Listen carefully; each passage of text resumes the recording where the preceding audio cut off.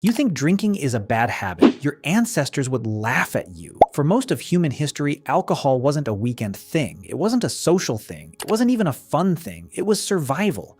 And the story of how humans went from accidental fermentation to building entire civilizations around drinking is one of the most entertaining things that has ever happened on this planet. It started by accident. Around 10,000 years ago, somewhere in the Middle East, someone left a batch of grain out in the rain. It got wet. Wild yeast in the air landed on it, and a few days later that soggy grain had become something strange. It smelled odd, it bubbled, it looked wrong, and someone decided to drink it anyway. Because of course they did. That person felt something they had never felt before. A warmth, a looseness, a sudden conviction that everything was going to be fine. And that was it. Humanity was hooked. Within generations, people weren't just accidentally making alcohol. They were farming specifically to make more of it. Archaeologists have found evidence that some of the earliest large-scale grain farming wasn't for bread. It was for beer. Your ancestors looked at agriculture, one of the most important inventions in human history, and their first major use case was getting drunk. Honestly, respect. And it wasn't just grain. Wherever humans found sugar in nature, they figured out how to ferment it. Honey became mead. Grapes became wine. Apples became cider. Anywhere humans settled, they found local ingredients and turned them into alcohol within a few generations. This wasn't coincidence. This was priority. But here's the part nobody tells you. Drinking wasn't just fun. It was medically necessary. For most of human history, water was trying to kill you. Rivers and wells were contaminated with bacteria, parasites, and animal waste. Drinking untreated water in the ancient world was genuinely dangerous. Cholera, dysentery, typhoid. The water wasn't refreshing. It was a gamble. Beer and wine were different. The fermentation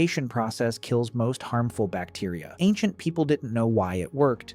They just knew that people who drank beer stayed healthier than people who drank water. So they drank beer all day. Workers building the Egyptian pyramids received daily rations of beer, not as a treat, as part of their official compensation. Egyptian records show laborers received about 4 to 5 liters of beer per day while working on the pyramids. 4 to 5 liters. While doing heavy construction in the desert. The pyramids were built by people who were functionally drunk. Let that sit with you for a second. And it wasn't just Egypt.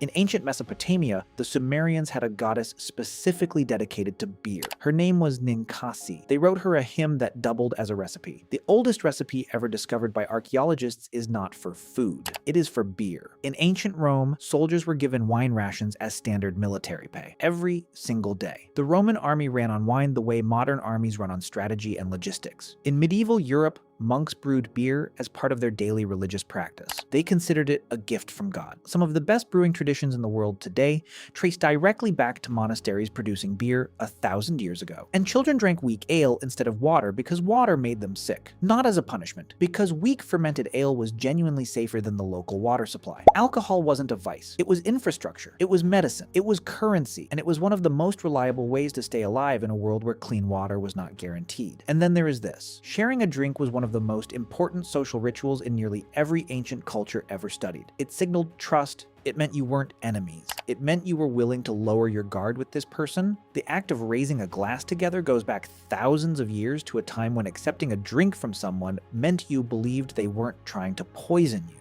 You were saying, I am safe with you. I trust you enough to be slightly impaired in your presence. That's where the tradition comes from. Every toast you have ever made, every drink shared at a celebration, every round bought for a friend at the end of a long week.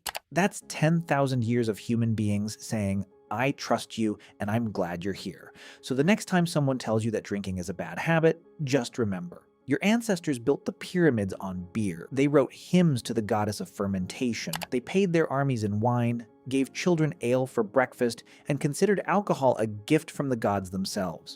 You are not developing a problem. You are participating in one of the oldest and most deeply human traditions in the entire history of our species. 10,000 years of ancestors raised a glass before you. You're just keeping the tradition alive. Please like and subscribe.